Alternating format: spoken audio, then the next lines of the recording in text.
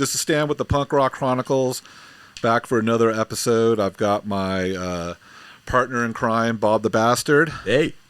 And then we got a special guest tonight. We're super, super excited. We're always excited, but this one's really special to us.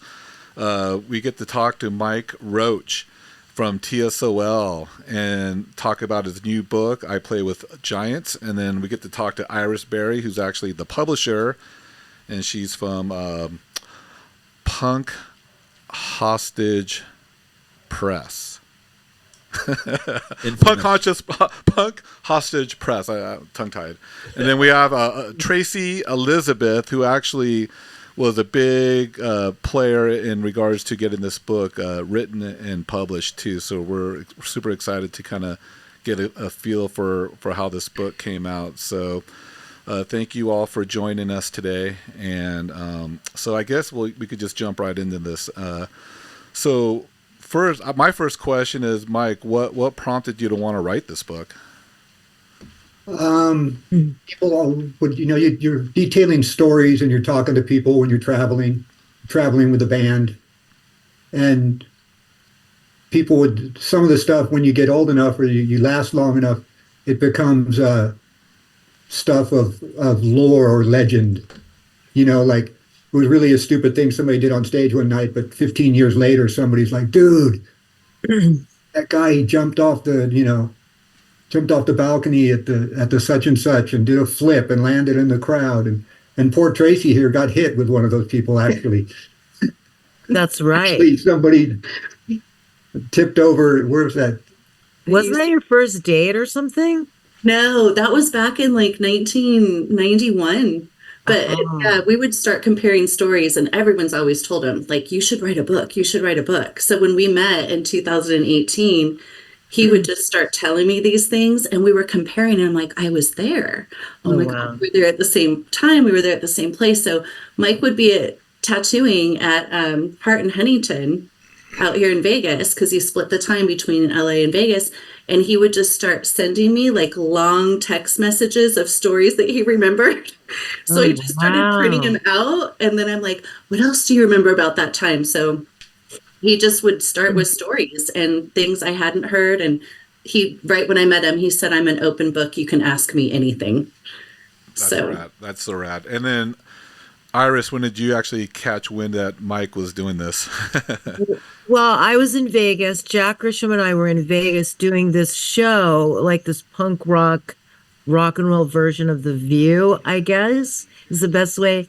Ava and Big Daddy Carlos, who own Backstage Bar and Billiards, Sweetheart. Street, and they were filming this, and I was interviewing Jack with the other girls, and Mike and Tracy showed up to say hi, because Mike and I go way back. Obviously, we all do, back to the 80s, because I used to live in Disgraceland, and Mike and I lived in various places separately together, and so they just came. They lived there, and Mike came. Mike and Tracy came, and Mike started telling me about his book, and I was like, "Fuck yeah, absolutely." So that's how it started. That's so rad. Yeah. How could I not want to do it? No, absolutely. And it's so cool to be able to chronicle your life, and it really will live on forever, essentially. I mean, these types of projects don't go away. So, Mike, you grew up in Huntington Beach. We grew up in Huntington Beach as well. Can you talk about what life was like those early days growing up as a kid? Obviously, it's all in the book, but we kind of want to. Is this pre-punk rock? Pre-punk rock. Like one thing that I really like is your cover. You know what I mean? You look like a little rebellious kid with this like snarky look on your face. And can you kind of talk about that and what was life? That would have been pre-Huntington, the photo. Okay. So I was, that was years later, and I found it in a pile of my mom's, things like a mom keeps, around. Right there on the wall next to you, the photo. So faded, yeah. Oh yeah. That's the real photo. Yeah. It was the one and only. But it was a great place to grow up. I felt really lucky and stuff, because I was striking distance to the beach and I surfed. And surfing didn't take, contrary to popular belief, a lot of Huntington and stuff was divorced moms and whatever the kids, it wasn't all perfect families and perfect situations. But with the beach and a place to go surf and uh, a group of people that looked out for you, like the old locals and stuff, we as the younger, the little grommets and stuff would be surfing. We would incur the wrath of older guys that were tourists or guys that just went there to surf, and so they made sure we didn't get beat up all the time. So Huntington was just a good place, and I ended up getting a job at a surf shop there, and then another surf shop there, and so I was deeply entrenched in the surf culture in Huntington Beach, Orange County. This was Infinity Surfboards, right? Infinity was the first one. You're right. Then later, years later, I ran Infinity, but I was like 18, and one of the guys quit, and I was there every single waking moment. So I was able to kind of just smooth right into a job. Then later I started working at Sunline, and that's I opened the second punk rock store in Orange County. The other one was those poor guys. I forgot the name of the place. No. Yeah. On Main Street? No, it was. I feel like it was in Costa Mesa or something. Yeah, the first one was in Costa Mesa. London Exchange? London Exchange, perfect. Thank Good you. memory. With Craig McGahee. Yes, they were ahead of the curve, but then the store took off, but like they didn't have the benefit of a manager or I had my guy from the Surfling Sunline who was a businessman. So I could do whatever else I wanted, and he would still kind of rein me in and make sure the business kept running. Nice. What year was that? You got me there. Early 80s, that store was around like 82-ish, right? Yeah, do you remember the one in Newport? They had the first London Exchange was up in Newport. Yeah, on Harbor. On Harbor, right? Yeah. Yeah. Quick question: how did you even get into punk? Can you talk about those first early experiences where you actually were exposed to punk? I mean, to the best of my recollection, it was just it just kind of came over the whole area, but it wasn't what you did if you wanted to be the hot guy on the town and getting laid, and it was outcast. And then even the only reason got away with it so much downtown is I grew up there as a little grom, and they would just be like, that's just fucking Mike, or that's just so and so, or so the older surf elite, all the big timers, if you wanted to catch waves or not get beat up or any of those things, they kind of smiled on us because we were from downtown. I mean, I was on the high school I got a letter at surfing at Huntington. Nice. And, I didn't think anything of it. I don't know what I did with it. But, I mean, I'd love to have it. It looked good on a leather jacket. Well, the Huntington Beach surf team, because we went to Huntington Beach High School, at least I did. And, I mean, the surfers that came out of that place, I mean, some of them are pro. I mean, it's an elite surf team. Well, I made the varsity squad, but I didn't think much of it. I mean, I thought a lot of it, but I got the letter, for Huntington High School, like they give you the letterman for a letterman's jacket. Yeah. And I just, I don't know what I did with it. I certainly didn't put it on a jacket because I was a surfer, so I was too cool. Yeah, right. Do you remember the first exposure you had to punk rock? Was it a backyard show, or did you get a tape or something for someone? We were close to Jerry Roach's Cuckoo's Nest. And if it wasn't for Jerry, it could have been dead on arrival. He had so much trouble with the police in Costa Mesa and all that stuff that he decided he was going to put, punk rock up their rear. And so he fought long and hard for all the punk shows and stuff. And we started catching shows, and I think we saw some English bands, and all in Costa Mesa and, the Cuckoo's Nest. And then house parties were big at that time too. But it usually wasn't good for the girl who threw the party. Because the house get trashed. Yeah. The house was trashed. You understand? It was a different era for music in general, for punk rock. I know that you guys that scene was really kind of frowned upon by everybody outside of the punkers.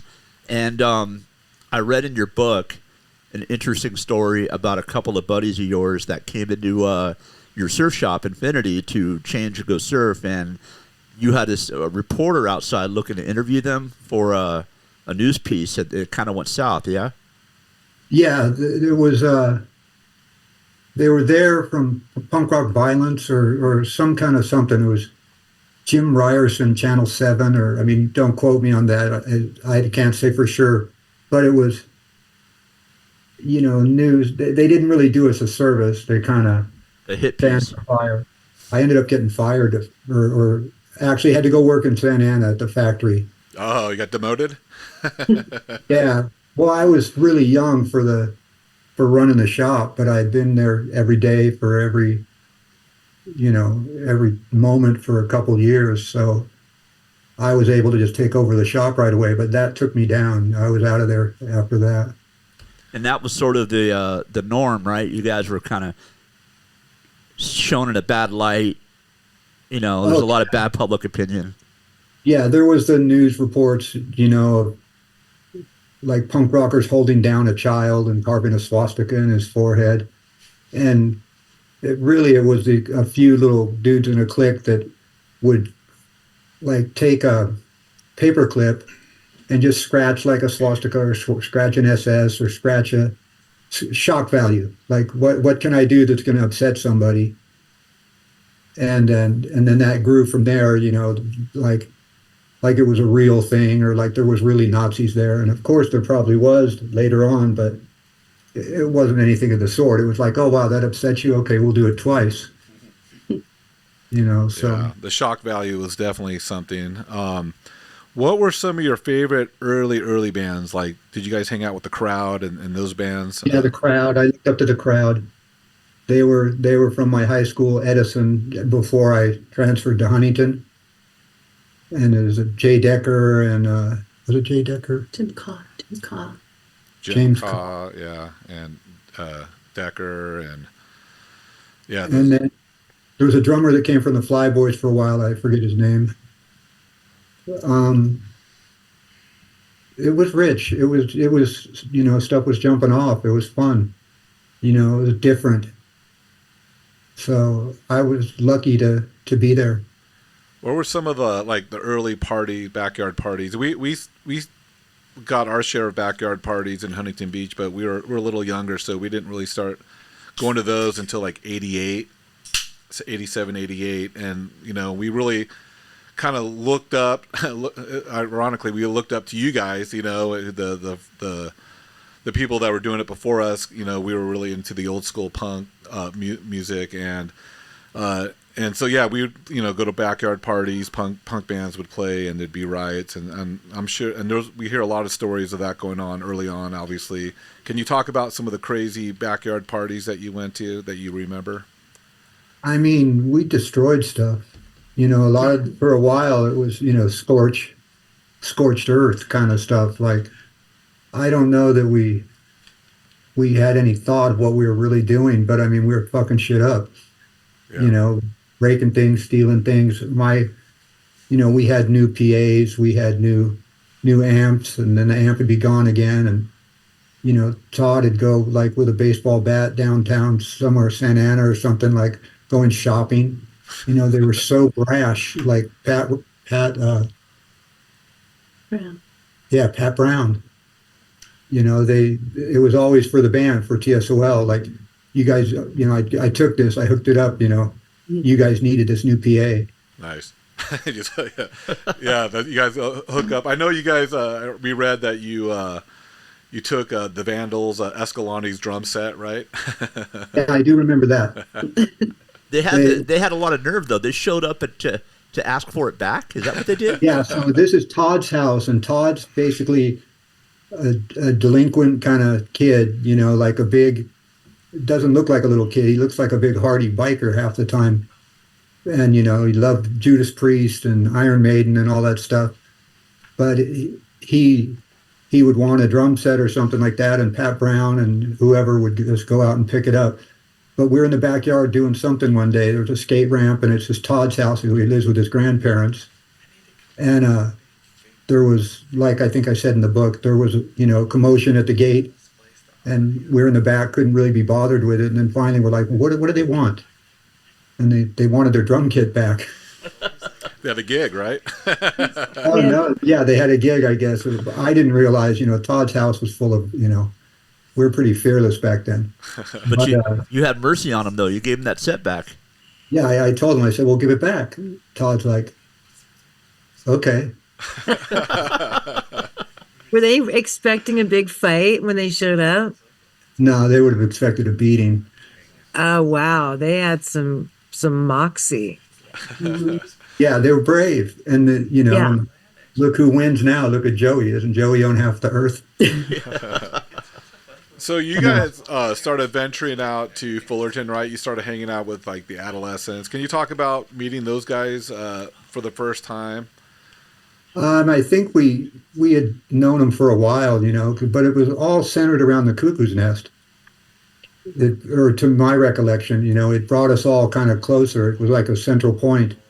They could come from the south or inland a little bit, and then other bands, maybe like even Hollywood, would get down there, and it would be It a was like chance. your clubhouse. It was like down there.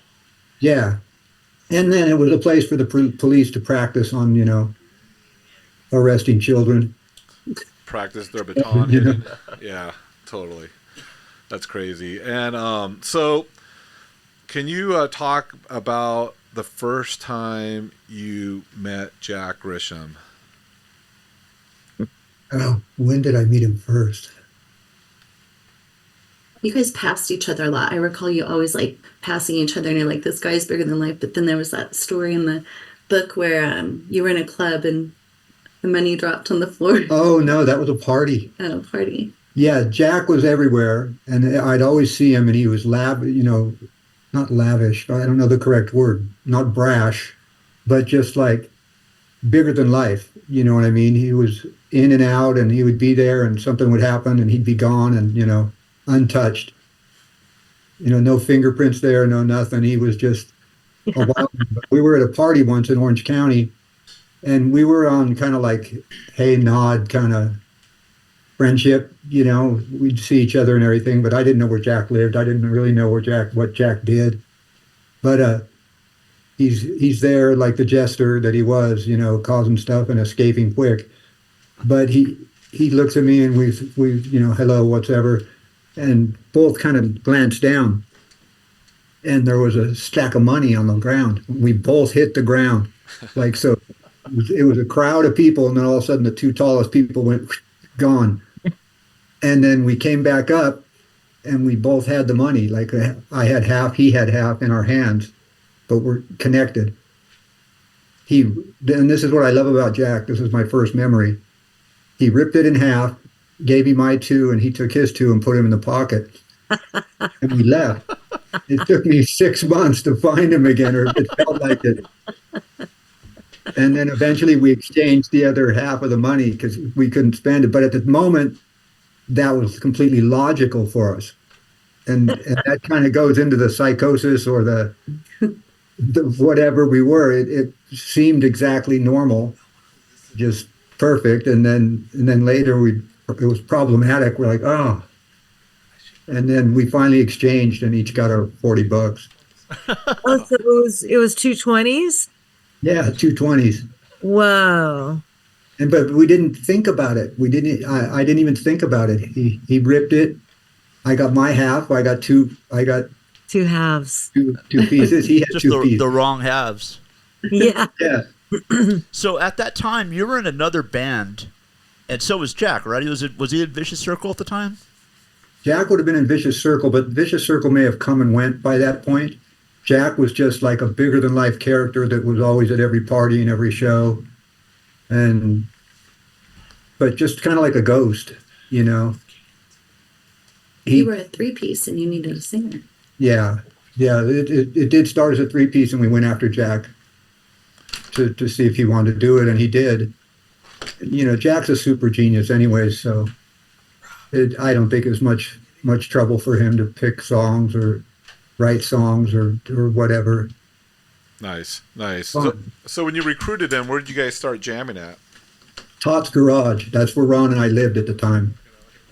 My mom and my mom and dad got divorced, and so I I ended up living in Todd's Garage, and so did Ron later. He left his mom's house in Huntington, and so all we did was practice, just played long before Jack.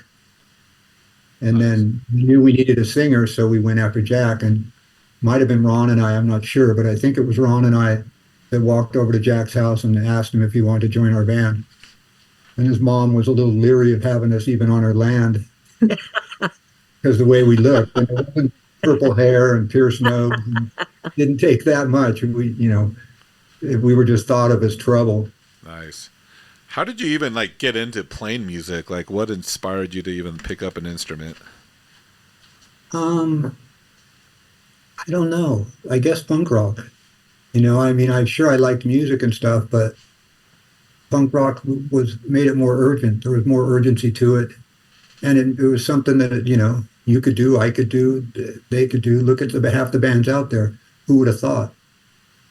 Yeah. There's been selling millions of records, and it's like, oh, did they really think they could do it? Like, maybe after it was already done, but these certainly weren't pillars of the music industry that had a easy way about it. It's like, was lucky to have a place like Cuckoo's Nest where Jerry Roach was fighting with the powers that be.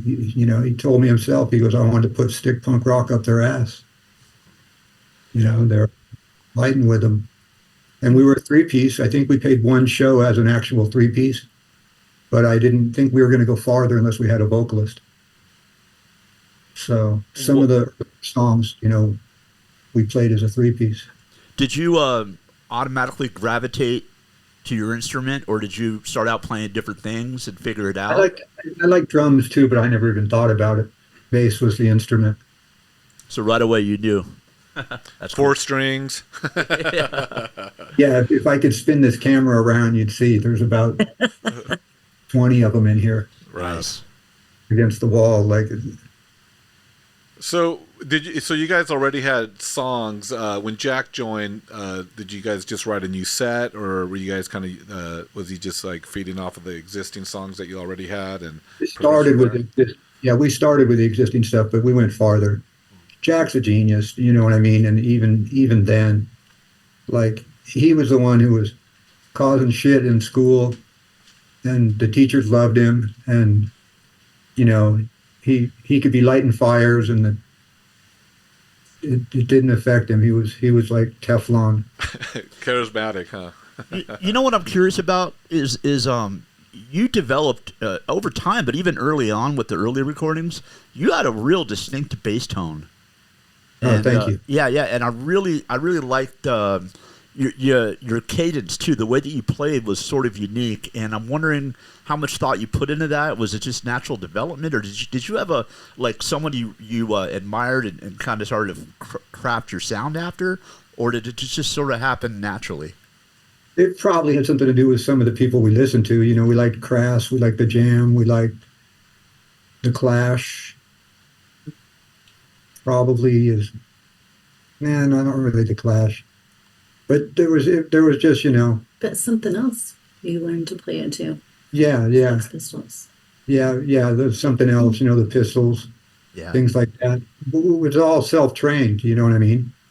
Yeah, And that's what I was wondering, because I know that you guys were self-trained and just sort of just went out and did it. There's the punk rock thing, but the way that you're able to craft that sort of like when I hear a TSOL song before the vocals kick in, I already know who it is. Well, some of the stuff comes from the equipment you choose. So if you're playing a Rickenbacker bass, you can kind of go for the Jam or the this or that, where there's certain aspects of that bass that's light and warm and fuzzy, so to speak, but it still bites.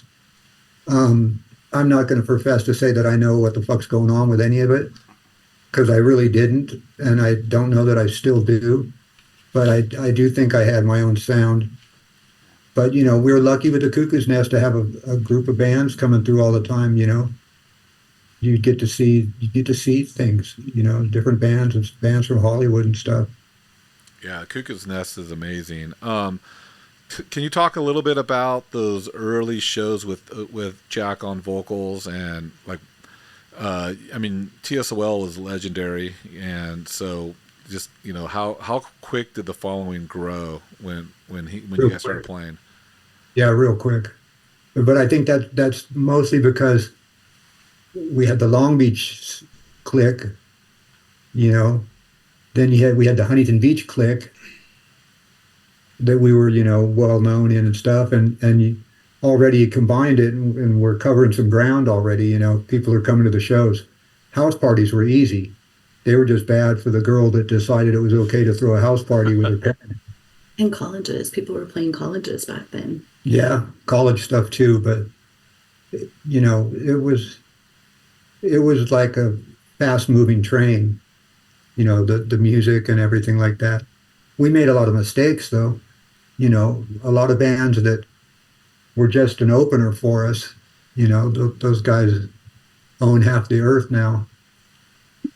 And Yeah. Management wasn't there. Yeah, you So don't know when you're young. Yeah, I mean, you just like we you just just kind of fucked go shit with the up. flow, right? You don't think about next week or next month. You kind of just go Well, with it, right? also you had two different singers, right?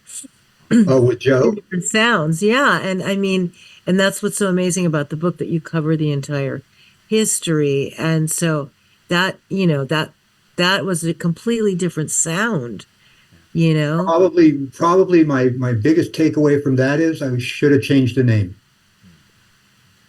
So Should have changed the name, and then there wouldn't have been confusion and animosity and stuff like that, because we were plenty good enough to stand on our own. Yeah.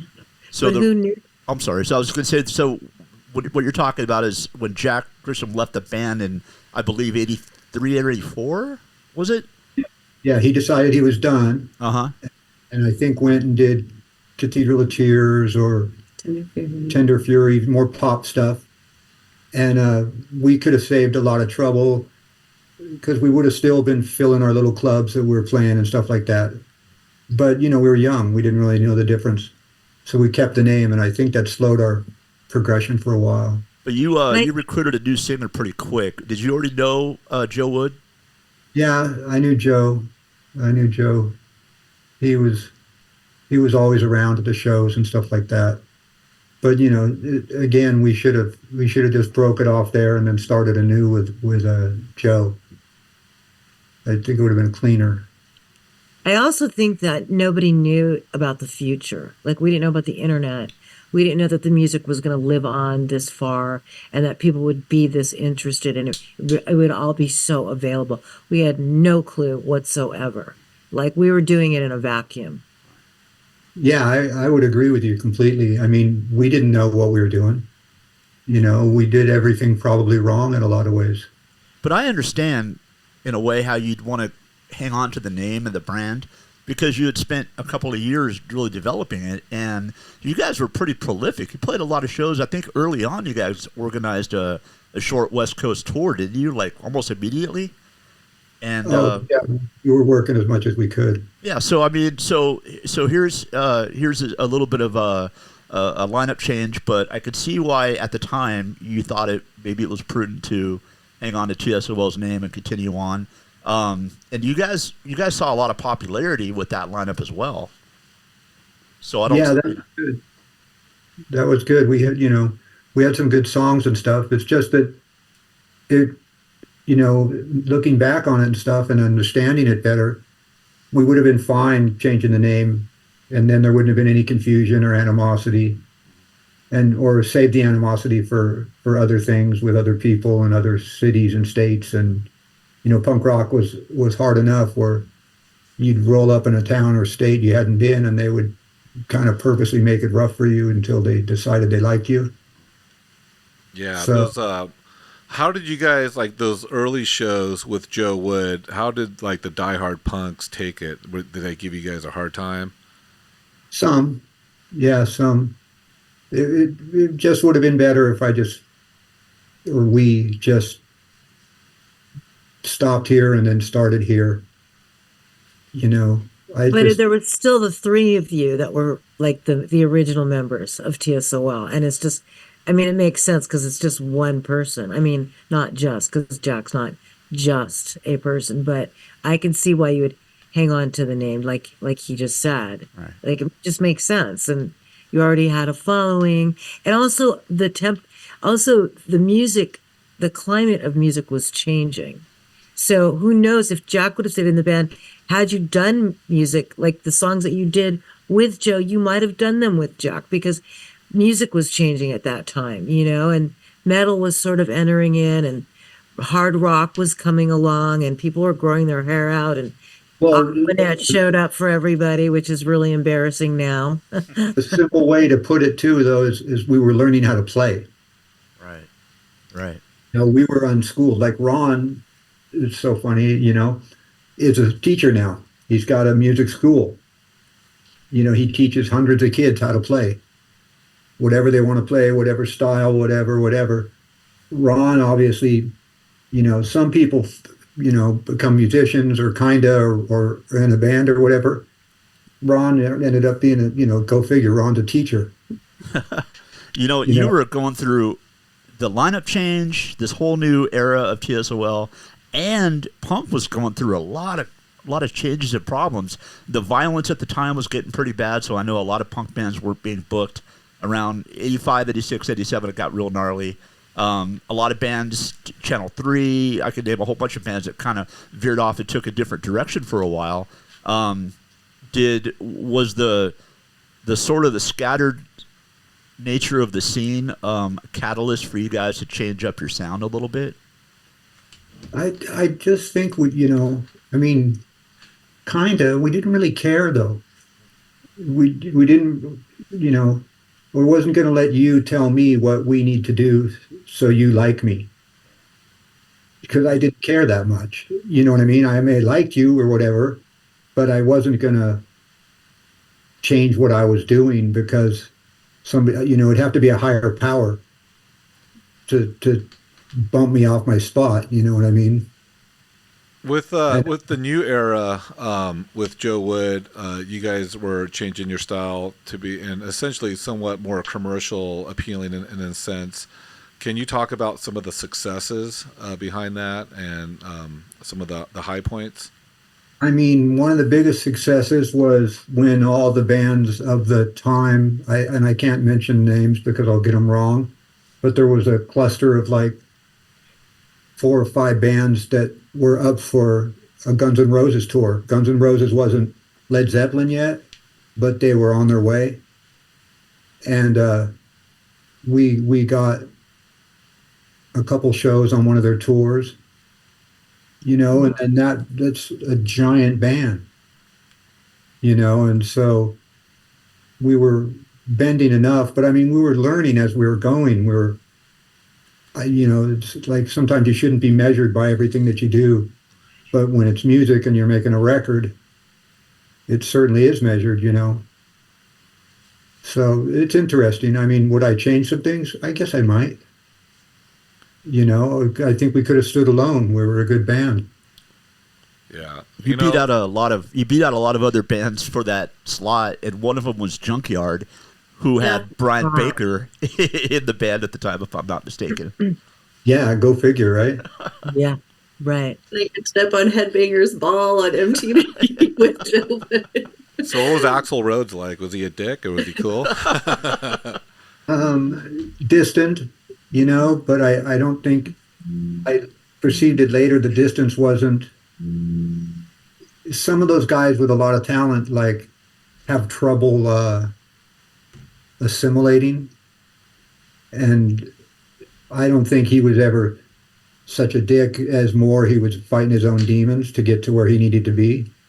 It was just my opinion. He was very autonomous. He was very to himself.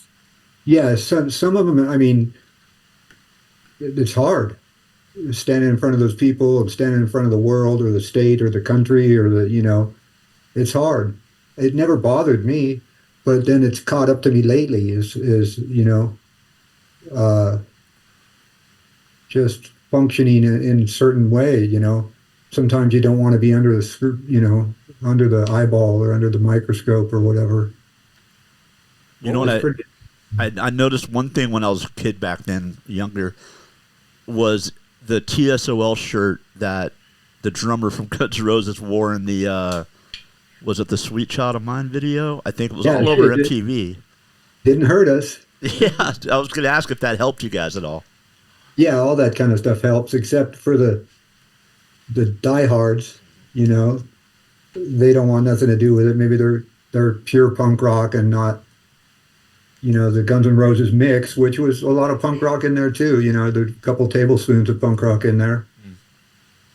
Can you talk a little bit about recording those albums with like the differences between Jack and Joe, like being in the studio with those guys? It was different for sure. You know, Jack was coming into his own. I mean, Jack's probably still not there. He's evolving still. He's, you know, that's one smart dude, you know, and talented and stuff. And he could kind of do whatever he wants, and I think he does do what he wants. But Joe was more lower key, I guess. You know what I mean? One of the guys in the band. Not necessarily the leader of the band, in my opinion, but just one of the, you know, one of the guys in there pushing and pulling to make it happen. I haven't spoke to him much in over the years, but I wish him well. Yeah, he's playing the songs that you guys. Oh, yeah, he's not under our favor right now. I think he's in another country calling himself TSOL. Oh, is he? Oh, wow. I was not aware of that. The Joe Woods band, yeah. I mean, don't quote me on it, but I think, right? Well, he calls it Doing the Change Today, which is Change Today. Yeah. Okay. Yeah. He calls it Change Today. Yeah. He doesn't call it TSOL. Yeah. Doing the era of TSOL, and it's that album, all those songs on that record. And then you know, and you got publishing, and you got all those kind of things that I'm not very good at. Yeah. I read something about that. Did you have some sort of an issue with you had signed your first record deal and did a few records, your first few records, and I think it took you a long time to get the rights back. Am I right about that? If I ever did, I don't know that I ever really did get, and I don't even know how it's all divided or who's controlling the, you know. I guess this was Beneath the Shadows era, right? And Weather Statues. Shadows should have been Jack, right? Right. I'm going back to just talking about the record deals and. Was that Enigma or was that before Enigma? Frontier. I believe it was Frontier. Am I right? Here, so it was Lisa Thansher. Yeah, I think so. I don't think I ever recovered any of that. Yeah, no, TSOL hasn't. We've launched a lot of careers. And, you know, and we've been influenced by a lot of people. We've influenced a lot of people. Yeah, you definitely did. The Offspring, for one. Yeah, go figure, right? Yeah, and it didn't a member's uncle have something to do with one of your album covers? Yes, it was. Gosh, I can't remember. No, was it Noodles? Yeah, Noodles' dad, I think, our uncle did the art. That is so cool. Wow, what a small world. It's, you know, I mean, it's, what are you going to do with a lot of stuff? I'm just grateful to be in the story, you know, and grateful to be a part of it. I mean, money and things like that, those are nice. You know, it'd be nice to have those. But we didn't always get a fair shake with some things, you know.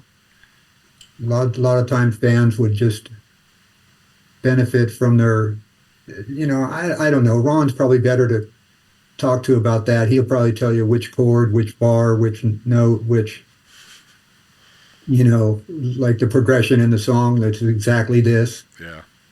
You know, and I'm just like, oh, well, at least somebody copied us. Yeah. But I also think you talk about it in the book. Like you guys, I mean, being ahead of your time, sometimes it's hard because in the beginning, the Cops wanted to break up every show. And you guys just got tired of going to do a show and having the Cops come and not playing. And I remember reading you, all you guys wanted to do was, or Jack saying this, that all you guys wanted to do was surf and, you know, go to parties. You got sick of getting, you know, going to do a show and getting busted all the time. was what I remember Jack saying. Yeah, and he's a smart man, you But know. I mean, I think you were all kind of, you know, Yeah, that's a drag. Yeah, you could set up and go and get shut down after one song or something. That's a So, and and arrested. traversely, Big it's, to get paid. yeah, well, getting paid. We had, we knew how to do that. We would push and pull, and we were all big, so it didn't hurt. We'd get our $150 for the night, which is like, who cares? But A lot of money back then. I'm grateful for being in the equation, in the conversation. Well, around the time that you guys ended the Joe Wood era, I think it was around 91 or so, and you got Yeah. back with Jack, and you started playing shows. We remember these. We were around for these, luckily. And you guys were playing under the name Lost, right? Yeah. That's how we could get away with it. That was a weird thing. It's like now you lose your name too, or whatever. Because I guess they had the name. They had the name while I was in it, but then I think I got fired. I was heavily strung out at that point, and I think that's when Joe and Mitch went away with the band, so to speak. But I don't even know if you could trust all the memories. I'm not sure. But you held it together enough to keep playing with Jack and kind of did your sort of a reunion run. yeah, those are cool. I remember going to those at the Which year was Palladium. that? So that was 91. So you guys did 2 reunions. They couldn't use the name. Jack had to fight Oh, to but get by that. then we're no longer strung out. Yeah. No, you were. In '91. Yes, when at the UC Irvine Crawford Hall, which we write about in the book because I was there. I ended up in the hospital. I was crushed by a speaker. That's the one I Yeah. was talking. Yeah. So it was 91, and Jack barely trusted he and Ron to be on stage that night. He wouldn't let him handle money or anything. And he told Mike came out with some skull mask, and he's like, "You look the same if it's on or off." It was like, it was so bad.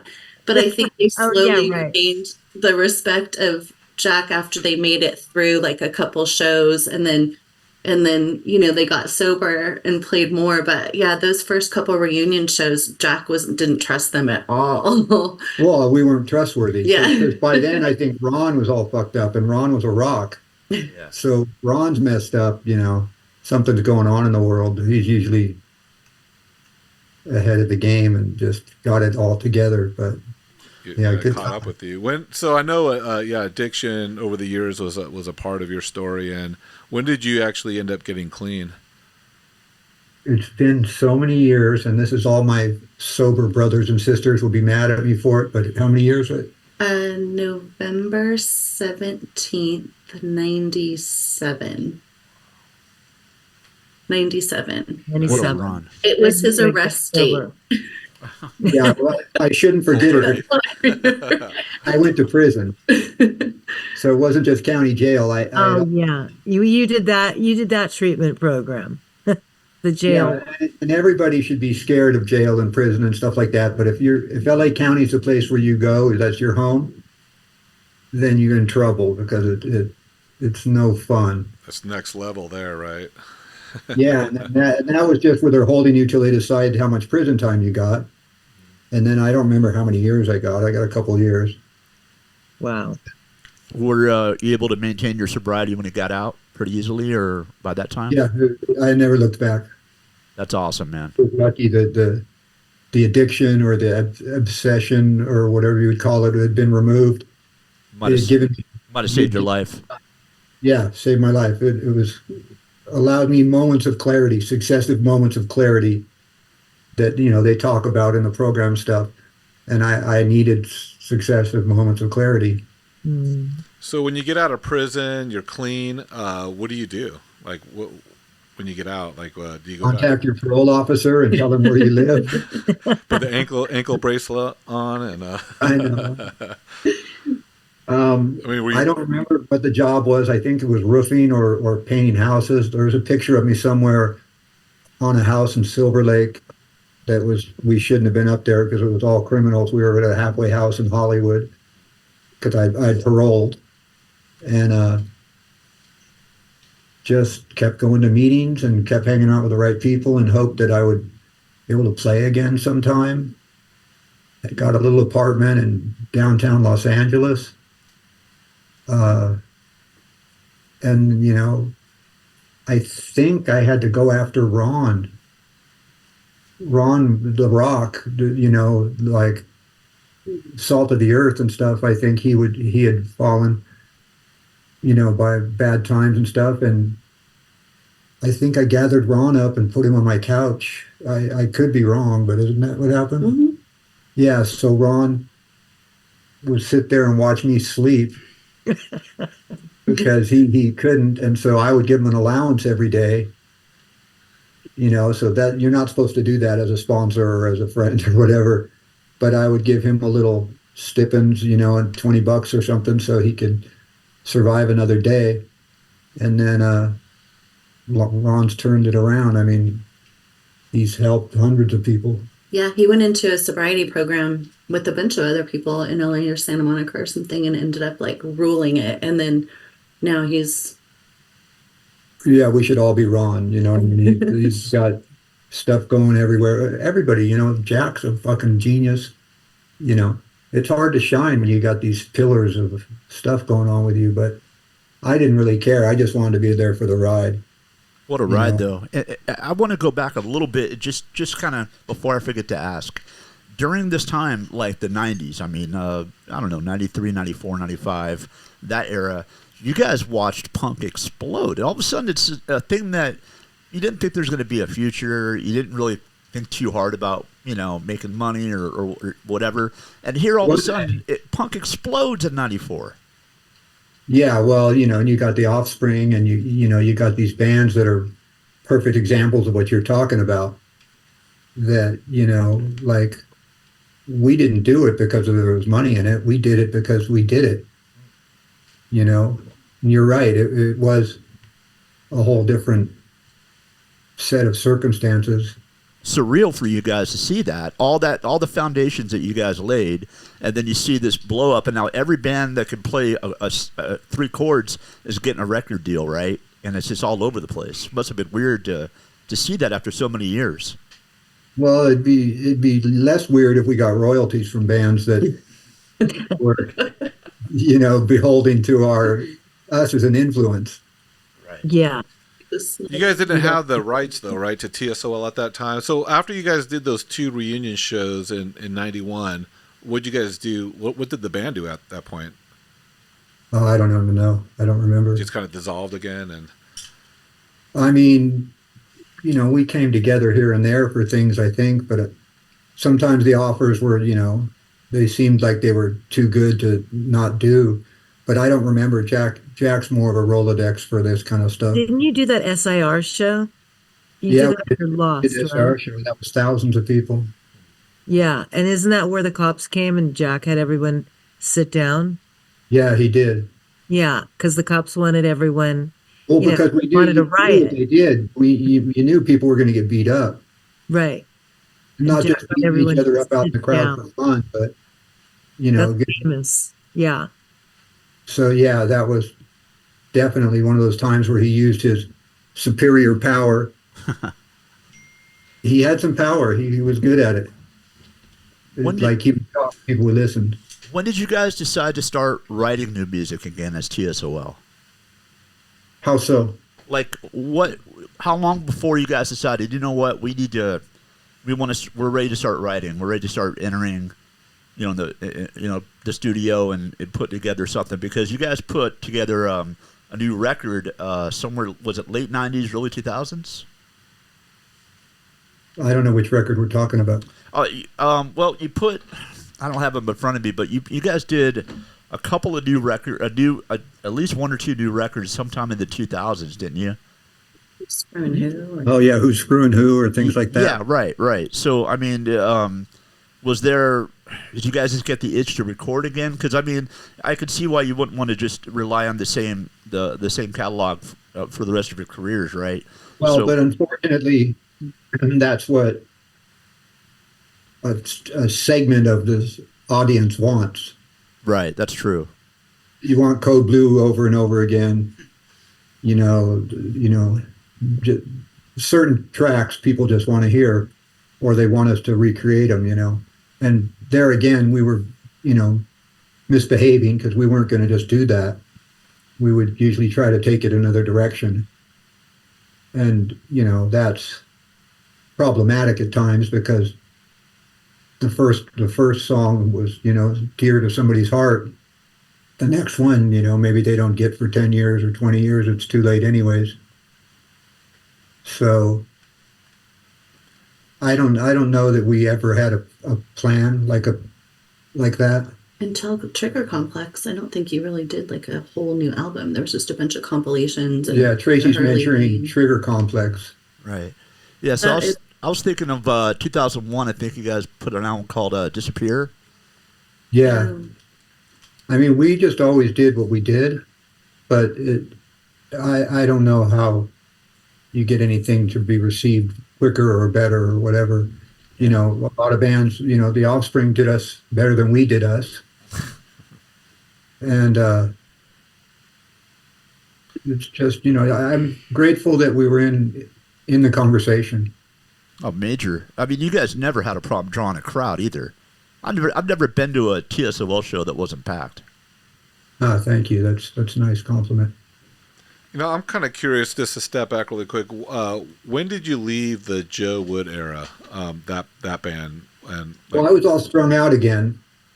I had worked myself into a nice hole in the ground. You know what I mean? Like it was, and then so I was late. I was probably showing up without my bass or borrowing basses. There's famous stories about borrowing basses and then just pawning them, and having somebody looking for the bass or looking for the guitar, and then telling Ron like, well, fucking Roach, I gave him this guitar, and he goes, "You gave fucking Roach a guitar?" Like, and the guy's like, "Yeah," and Ron's like, "What are you fucking thinking?" I was horrible. that's But right. I don't remember everybody that I. it might have been mid 90s when that ended because you were arrested in 97. Yeah, the arrest date is a big deal. Like, would you mention that again, please? Yeah, I was thinking it had to have been like mid to late 90s when the Joe Wood thing ended. Because you talk about how you didn't like one of the recordings because he was arrested in 97. And then after that, Yeah, I you did. believe it was 91 or 92. You put your last album under with that lineup out, and I think you were mentioning in your book that you were disappointed because it seemed overproduced and a little too slick for your taste, and it wasn't received really well, and that was it just sort of felt like you guys had reached the end of your road as in that lineup. Yeah, and rightfully so, because it just didn't have the snap anymore, or didn't have the good feel. So in the 2000s, TSOL, you guys start becoming more active again, right? Can you talk about, like, I mean, I know in the last decade you guys have been active. Can you talk about how that's kind of evolved, started growing and picking up momentum again for you? Getting back Well, into music? everything is old is new again, so we have a visitor. Aw. Doggy, nice. This is our 100-pound Akita Rowan. Oh wow, Oh, that's awesome. that's a cool dog. We're currently at a kennel. Mike's best friend. Oh, that's We're gonna right. miss her 'cause I have That's no right. idea what she's gonna do. Yeah, she's really happy that it's cooled down 20 degrees out here. Oh man, Can yeah. you give me that question again? Sorry. No, I just wanted to kind of get your feel because you're sober. You guys are on, Jack's obviously sober, and you guys are starting to get back into the music. Can you talk about like when you started getting back into TSOL again and started becoming more active as a band in the 2000s? I think I was always wanting to do it. Like I've always, I always wanted to play, and I always, Jack has got so many things going through his head. Like, just to interrupt, sorry. I think he's probably the orchestrator, so stuff came up like not Lollapalooza. What's the big one? Warped They Tour? I think but no, not Warped.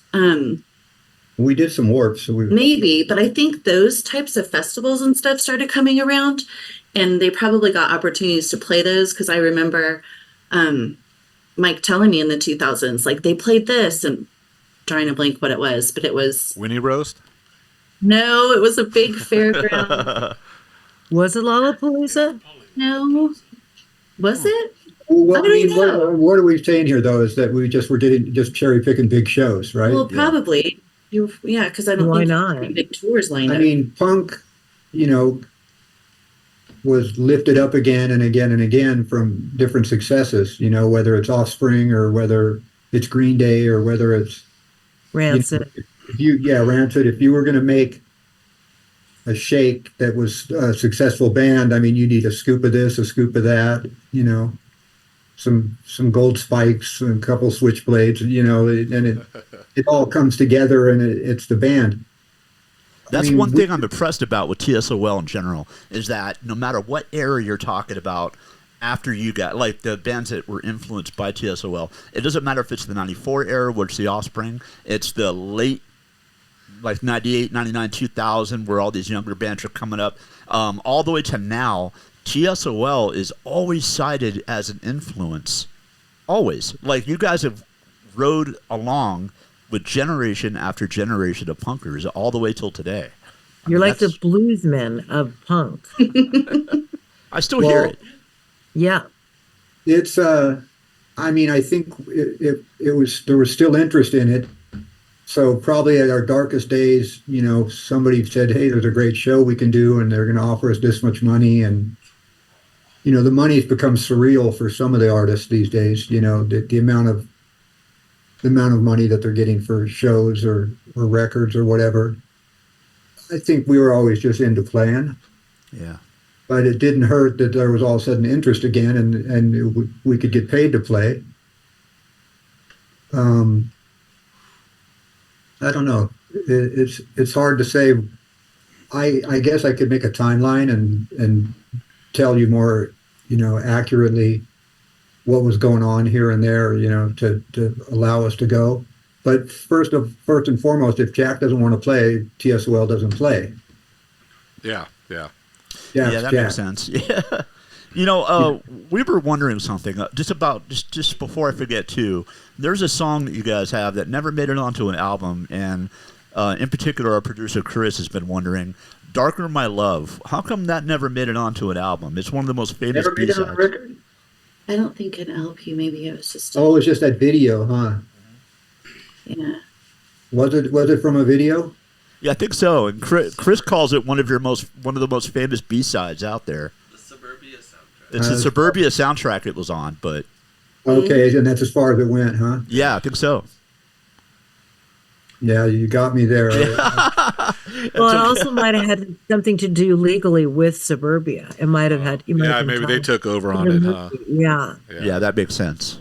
Yeah, that Yeah, does make she would have sense. had to have done an album to go with the record, or to go with the video, Soundtrack. movie. Excuse Movie me. soundtrack. Yeah, and then you'd probably have to pay her Doing royalties. great, actually. If, Yeah. if it was a back ass word fucked up deal, we fucking got it. So, You know, it's interesting too because we talked to. I mean, we've interviewed a lot of people and just in general in punk rock and a lot of these bands, such as your band and other bands, their first album is like their most iconic, and so they sign these deals that pretty much give away the store to whatever record label that records it. But it really kind of puts the band on the map. It's almost like a double-edged sword, right? I mean, you know, those albums are iconic, but if nobody would have put those out, then, you know, TSOL may never have been anything, you know.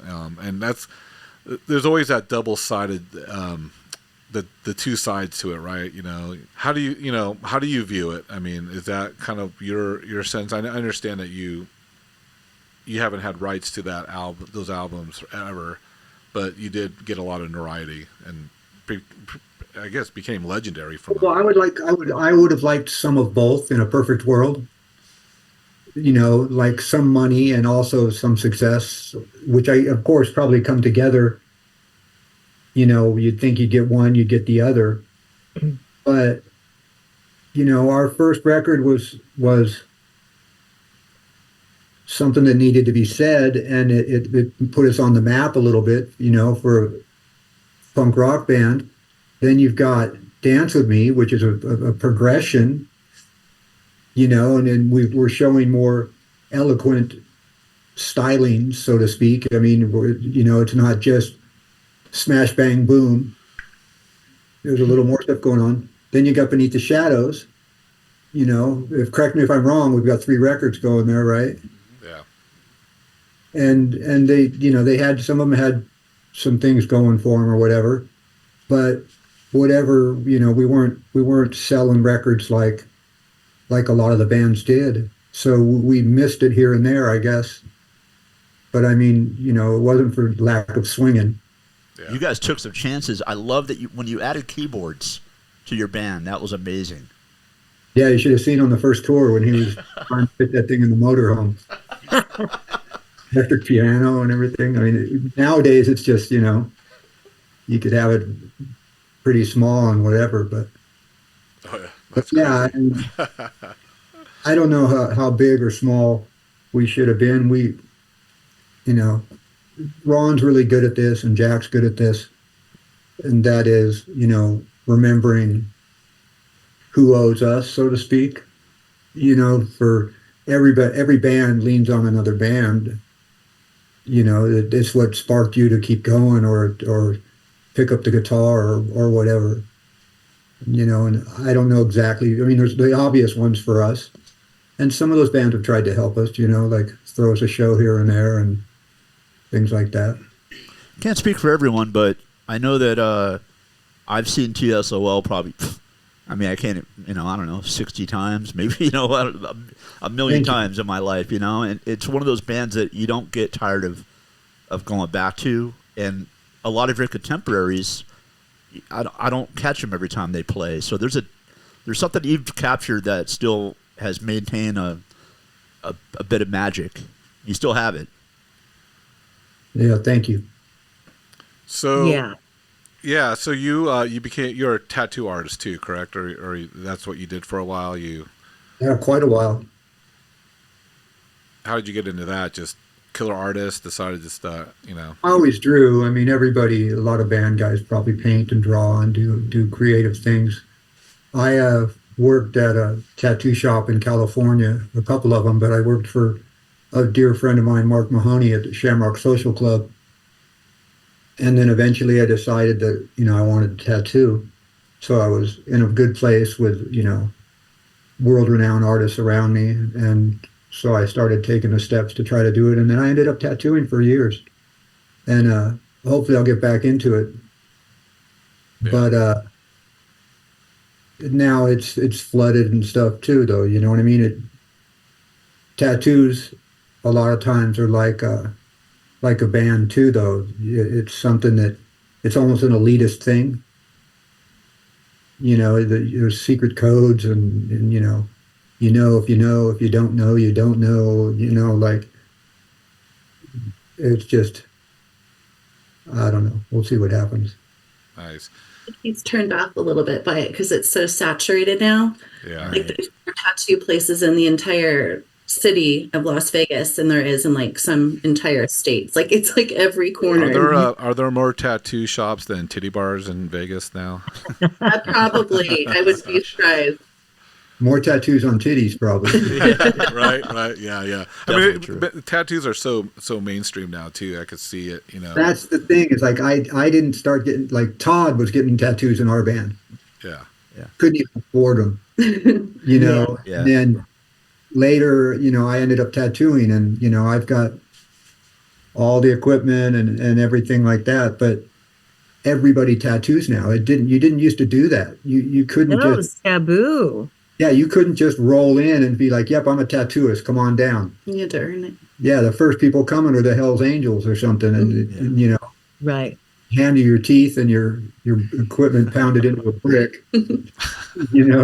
Yeah, and now you go to Starbucks and the kid behind the counter's got tattoos on their necks and their faces. I mean, I look at supermarkets on your hand.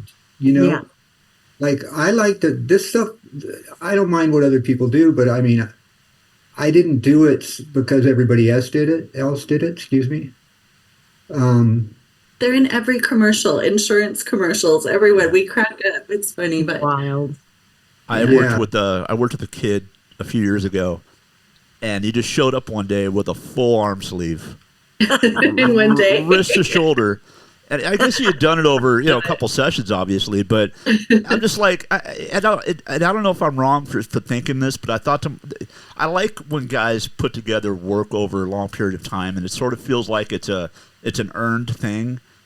Well, just my humble opinion, it should reflect your life or segments of, and like you said, it could, that big piece could, it could be everything he kept in a bag in his closet that he wanted to, add to his arm as his life experience. But, everywhere I go, every supermarket, it could be a daycare for children. It's like, it's everywhere. And I'm kind of an elitist, I guess, and I don't think that in a bad way, but I must identify it that's not really nice to be thinking. But I didn't get all these tattoos because everybody else had a lot of tattoos. Do you impart that kind of knowledge on your potential customers? Do you kind of like help guide them as far as what they're thinking is wise or not? Yeah, I think so. Yeah, like my nephew or cousin just got one on his neck, and he's like just turned 19, and Mike's like, "Is that a gang thing?" I'm all, "No," and he's like, "But it's on his neck." I'm like, "Yeah, that's like normal today. Put it on your face, put it on your neck." But yeah, Mike would never. Like if I said, "Will you tattoo my face or do my hand right now?" He'd be like, "No." It's definitely like, yeah, like he thinks about it. Where anybody can go in now and they'll just tattoo you and put Trump across your forehead. Have you seen that, girl? Yeah, I saw that. No. But see, I like that. There's some people that should just say no. I won't do that. I like that because I've had a few tattoo artists. Well, one tattoo artist talked me out of some pretty bad ideas, and now years later, I'm like, yeah, thanks, bro. And yeah. That's super smart because what we all would have got when we were 15 or 17 or 19. Today it's the stuff I want lasered off that makes no sense. It's going to stick with you. So, You got to cover it up with more. Yeah, that's okay. Well, there's nothing wrong with more. Totally. So what's going on these days, though, Mike? I know that you're dealing with some illnesses, right, and medically and all that. How are you doing today? Today's real good. It's good talking to you guys. Actually, it's probably one of my best days. Awesome. That's awesome, man. Yeah. I know. My way. I appreciate it. Thank you. Yeah. And I always bring sunshine our way. No. We appreciate you too. Yeah. Is there anything you want to talk about? I know there's. Can we discuss the upcoming book launch? Absolutely. Can we discuss that? Yeah. Tracy? Do you want him to touch on the Parkinson's real quick? Yeah, I mean, if you're okay with that, I know we shared the GoFundMe, help raise funds, and I appreciate that. Thank you. Yeah, and so just curious, like how you're doing with that. I know a lot of people. I'll let Tracy tell you what it is. It's. Well, it's interesting because it took forever to get diagnosed, and I met Mike in 2018, and funny enough, like one of the first times we went out together, he had come to California and we were out he was visiting his friends in Huntington, and he came back to my house. He's like, I misstepped, meaning like he almost stepped off the curb or something. So later that day we ended up in the ER and at Hoag, and like our first date was at Hoag. Oh, wow. Having like MRIs and all the things. Wow. And they're like, you're fine. And then it just slowly progressed where the band noticed like, Mike's not all the way there. Like he's like zoned out on stage, and he was stressing more, where he always said he was so bulletproof. He just kept, I think honestly, it started with the fogginess and memory more than any physical thing. So it was hard, and with anytime you have a member in your family that has something that's, like dementia or Alzheimer's or something that's, could be passed down, they're going to test for everything. They kept ruling everything out. And so Mike was trying to fight through it. But like just, then COVID happened. So we didn't know if it was long COVID And then eventually we found that it was Parkinson's, and he's probably been struggling with it since about 2017. Oh wow. Well, we Yeah. got COVID too. That was nice. Yeah, he got Yeah. COVID bad, like 104 fever for 2 weeks Wow. when they came back from a show in Washington, right when it broke out. And there were no tests. The ER or the urgent cares were like, stay home, don't come to us. So we just never knew. And then he just kind of was getting less and less confident and like not sure-footed. And so Jack is like, yeah, this happened. Like this didn't just come on. Like I've noticed it. So then he didn't want to do a disservice to the band. So it was really hard to just say like, look, I know it's not working. I'm going to step away from playing. And then tattooing at the same time, just kind of slowly, he'd go in and he'd start passing on tattoos just for lack of confidence, you know? So we finally got him diagnosed. And it is a progressive disease. It's degenerative. A lot of people, I think, just think, oh, he doesn't have the tremors, so what's wrong? Well, it is day to day, and he takes the medication that they started him on immediately. And this took like 3 neurologists, 3 different MRIs, CAT scans, like all the things, blood work every 3 to 6 months, and it took one doctor, and he's like, I can diagnose him. I don't have to go outside. If it's pouring down rain to get wet, he has Parkinson's and Lewy body's disease. And a lot of it is it starts to stiffen you up and it wants to like tighten you up. And Mike's always kind of held his arm like this since I met him. And then he would like repeat stories to me. And I'm like, oh, he's so cute Yeah, and endearing. but- Like he but- doesn't but- remember he told me that already. But let's not get that mixed with everything else. You're going to get repeated stories. I'm sorry. Yeah, I know, right? You run out of stories to tell, so you're going to get the same story. Yeah. I don't even 50 times. notice. I just take it back in. Yeah. And so it all started to make sense. And then as soon as he got diagnosed the end of June, we started on the medication.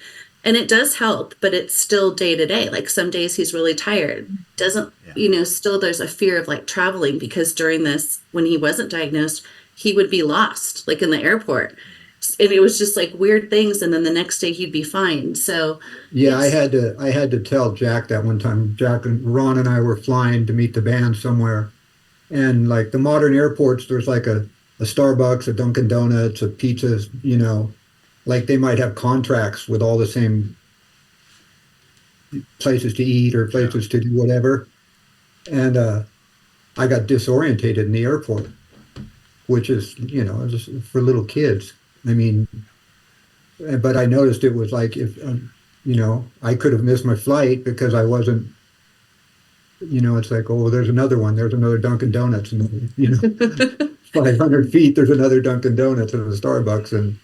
And that's when I first noticed, and I had to tell Ron, and I miss it. So we'll see what happens. We're doing our best to. Well, you had you went through a whole life's worth of boot camps, to get where you are now, and you're a fighter. So it's I'm happy to see that you're doing well despite it. You know what I mean? And you're not letting that define you. Nice talking with you guys. Thank you. I Oh no, appreciate man! We're so happy to have this conversation. I've been looking forward to it for weeks, like a kid. So, and I've been carrying this around with me quite a bit. So, thank you. So, if you're anyone out there listening, go check out this book. It's really a lot of fun. The stories are great. The lore. That's the thing about TSOL that you're not going to get out of some of your contemporary bands, man. You guys lived one hell of a life. I mean, the stuff you guys did, got mixed up in. It's just a fun read. And Well, there's a lot left from that book. The book covered a lot, but there was a rich life. yeah, right. I mean, there's only so much you could put into it. I guess we'll have to do Part 2. part 2 on this, right, Iris? Again, one last question. I Play with Giants. How did you come up with that name? Let me think. So great.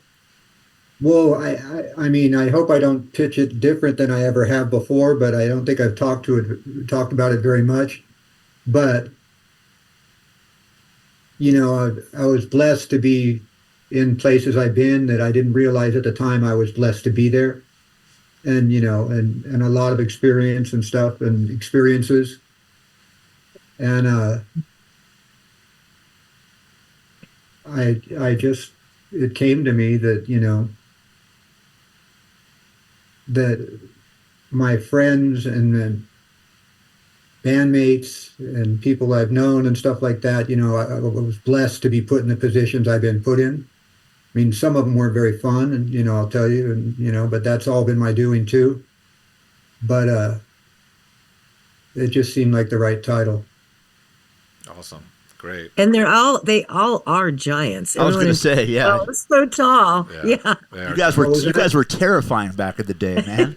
Those are like the biggest guys in punk rock, but he really, what you're trying to say, I think, is the respect, and you can see the camaraderie on the stage with the band. That's probably why so many people do come back, because they really love each other. Yeah. Like when I watch Ron and Mike play, and like he gets messages all the time. Jack yesterday, like, we miss you. And so it's just like a true brotherhood. So he's always thought of his bandmates as like giants. They're giants, That's and awesome. more than the 6'4". Well, we've never had monetary success. Other bands that emulated us, had made millions of dollars off us.